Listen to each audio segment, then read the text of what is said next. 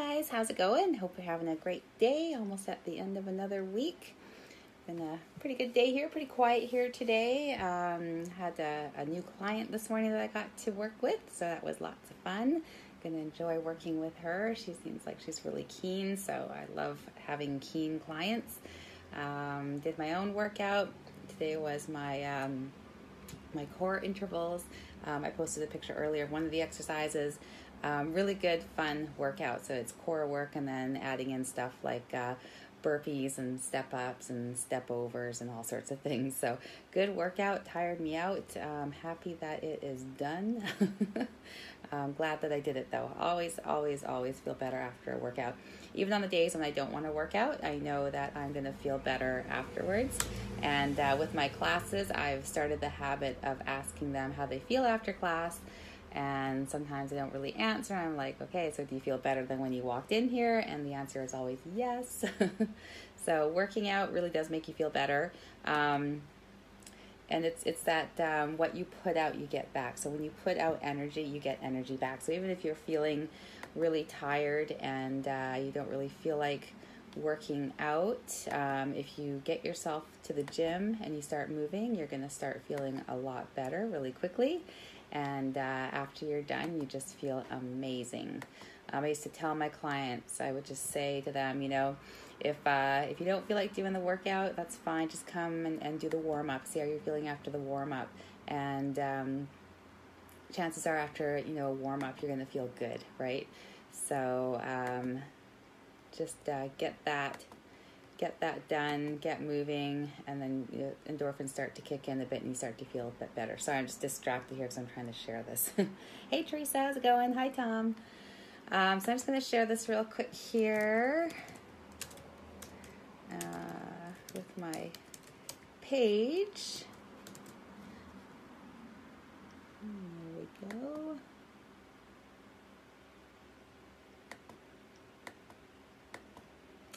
Okay. And there we go, we're sharing. All right, so what I'm going to talk about today, and the reason why it's on my mind is because I'm just really tired right now. I'm going to talk a little bit about sleep deprivation and what it does and what you can do to try and get better and more sleep. Oh, Teresa, you lost your wedding rings. Oh, no. Oh, that is tough. Oh, I hope you find them. That can be really quite devastating when you lose something like that. Oh, I really hope you find them, Teresa. Hey, John, how's it going? So I'm going to get into this. Some interesting facts about sleep deprivation. Obviously, you're going to be tired if you're not getting enough sleep. I think we all kind of know that. But you might not know some other dangers of being sleep deprived. Hey, Pedro, how's it going?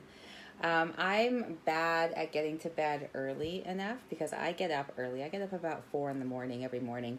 And sometimes that's because I have a class to teach and I like to have time to wake up and spend some time with my cats and just kind of ease myself into the day. I hate jumping out of bed and having to rush to where I have to go. So I always leave myself lots of time. The days I don't have an early class, I still get up at the same time because I think it's important to wake up at the same time every morning if possible. And I just get up and I get a bunch of work done. And I'm at my best first thing in the morning, even if it's only after a few hours sleep. That's just when my brain works the best, especially right after a class. So the morning is my time to work. So I like being up in the morning. Like I don't necessarily like being woken up by my alarm clock, but I like how quiet it is and how fresh everything is and how fresh I feel. So that's really my time to really get stuff done. So I'm an early riser, but I stay up too late because I get caught up in stuff like Game of Thrones. I just finally started watching that show and I really like it. But I usually end up getting to bed a little bit too late and that's not good. So I'm sure some of you are in the same boat, but here are some things that sleep deprivation can do. So just one night of just 4 to 5 hours of sleep can cause a 70% drop in natural killer cells. So, and that's just one night of getting a short amount of sleep. So, it's something to think about. Shayla, do I work out early in the morning? Yes, I do. Quite often I have a class at 6 a.m. or 7 a.m. that I teach. I teach full time, so I usually do have an early morning class, yeah. Hey Pete, how's it going? You've always been a morning person. Yeah, it's the best time, favorite time to write. Me too. If I have to write something, if I need to, write up a program, if I'm, putting together an online program that I want to put out there, the best time for me to write is first thing in the morning. I'm more creative. Things just flow better. Things come out better. Like I'll read it later on in the day and be like, wow, I know my stuff. So yeah, morning's a great time. Hey Ayo, how's it going? Hi Tom. So just that one night of getting just 4 to 5 hours of sleep can actually cause a 70% drop in your natural killer cells. That's significant. So that's something to think about. If you're 45 years old or older and you get less than 6 hours of sleep per night, your risk of heart attack increases by 200%. That is scary. I am just about there. And, getting less than 6 hours of sleep a night is a normal thing for me. So you can actually increase your chances of a heart attack by 200%. Like you're almost guaranteeing yourself a heart attack by getting not enough sleep. So that's a really scary fact. Pete, can you write with music on or not? I like to not have music on when I'm writing. I kind of like silence. I do better when there's silence. I love music, and if there's music playing, I'll just start focusing on that, and I'll lose my train of thought. So I kind of need the silence. And first thing in the morning, best time for silence. Everyone's sleeping. There's not much happening outside on the roads. The cats have been fed their breakfast, so they're not bugging me. So that's a great time for me to have some quiet time. Next one, sleep deprivation. Lack of sleep has a detrimental effect on your blood sugar and your blood pressure. So having a detrimental effect on your blood sugar can lead to weight gain, which is the fourth thing that sleep deprivation can cause. So if you're struggling with your weight, it could be due to not getting enough sleep. So that might be an eye-opener for some people.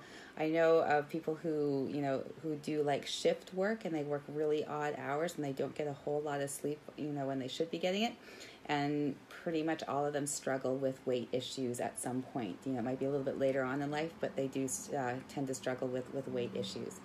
So some pretty significant things that sleep deprivation can cause, things that I got to keep in mind when I'm, staying up too late and I know I should be getting to bed. So this is going to help motivate me to get to bed earlier. Hey Laura, how's it going? And then, so tips on how to get better night's sleep. So I'm going to take these to heart. I'm going to follow these myself. Most of them I do sort of follow. I'm just not getting to bed early enough. So tips on how to get a better night's rest. Stick to a sleep schedule. So going to bed at the same time every night. If you need to, set an alarm. And when the alarm goes off, you go to bed no matter what. It's bedtime. Hey Laura, I'm doing great. Oh, no problem for the video. Thanks for watching. That's awesome. Next one, do not hit the snooze button in the morning. That's never been an issue for me. If anything, I find it frustrating because you hit it and like 7 minutes later or whatever, the alarm goes off again. Like I don't want to keep hearing an alarm go off. When my alarm goes off, I am up and out of bed. But if you're in the habit of hitting the snooze button, don't hit it. The sleep that you're getting in between those short periods before the alarm goes off again is not quality sleep at all. And if anything, it can actually leave you feeling groggier. And it can also put you kind of in the wrong kind of mindset. Like if you're just always hitting the snooze button, it's almost like you're setting yourself up to procrastinate for the rest of the day on anything and everything. So don't hit the snooze button. I don't even know why they have snooze buttons on alarms. Another tip, wear socks to bed. So if you've got cold extremities, use socks. A study showed that having warmer hands and feet will actually help you fall asleep faster. So there's something. Make your bedroom dark. So you want to have a dark room. If you've got one of those alarm clocks that light up, which I think most people do, cover it with a towel. I cover mine with a towel so that the little bit of light coming off doesn't disturb me. You want to have some nice thick curtains on the windows, and don't even have a night light in your room. Even the small amount of light that comes from your night light can be enough to disturb your sleep. Turn the lights down when the sun goes down. So the way we operate naturally is when the sun goes down and it starts to get dark, our bodies start to produce melatonin, which makes us sleepy, and then we're ready for bed, we go to sleep, and then when the sun starts to come up, we get up with the sun. That's how it used to be since the invention of light. Thank goodness for that, but it's actually a bit of a detriment to us, because when it gets dark out, we turn the lights on, we've got our computer screens, we've got the TVs, we've got all this light coming at us. So our body's natural ability to produce melatonin and make us sleepy and get ready for bed is diminished. That's why some people take melatonin supplements.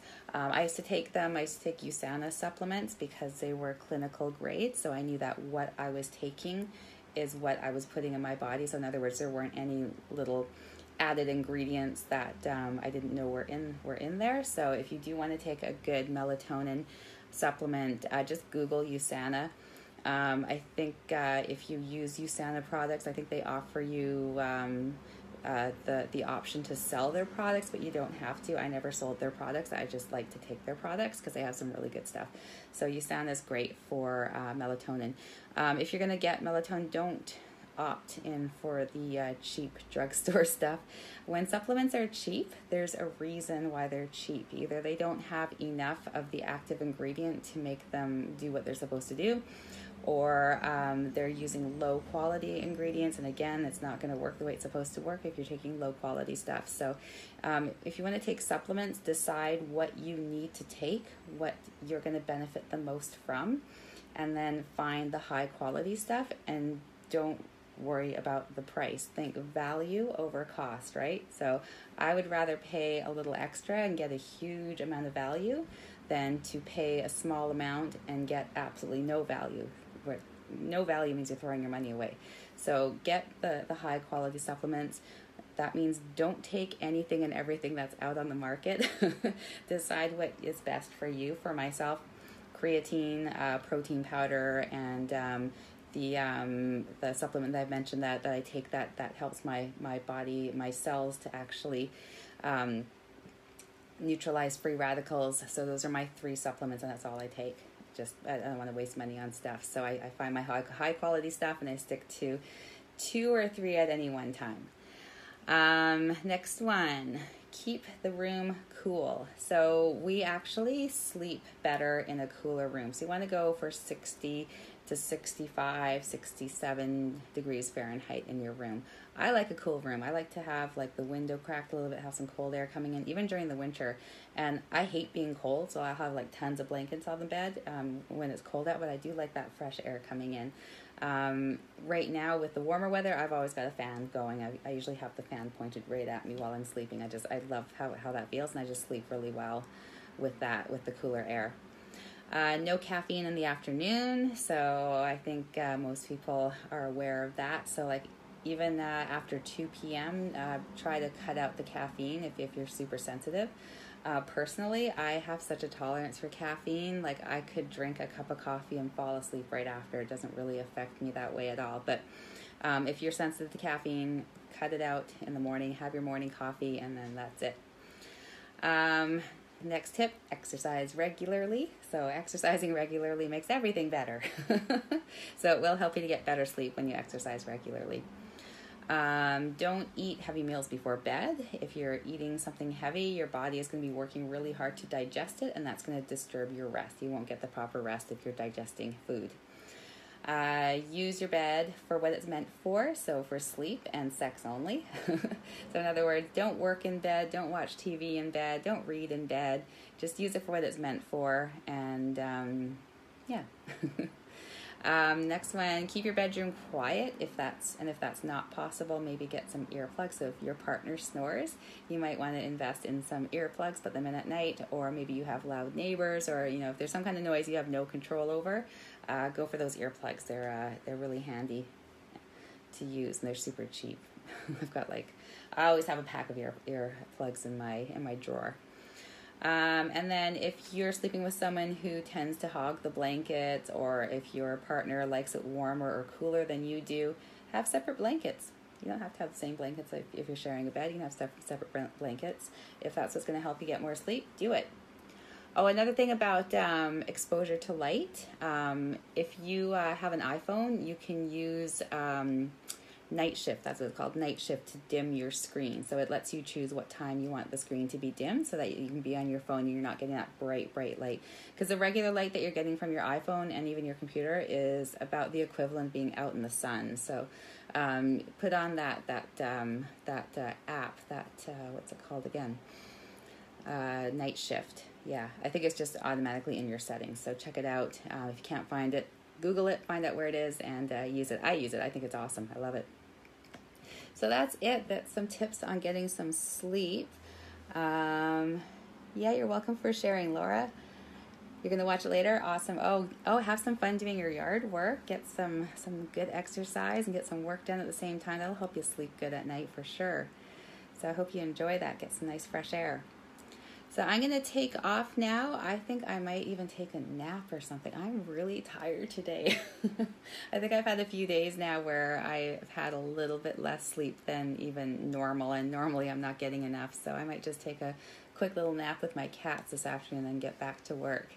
So if you have any comments or any questions, feel free to add them. You can also message me anytime that you want. I'm happy to help you with anything you need help with. So have a great afternoon, and I'll talk to you again tomorrow.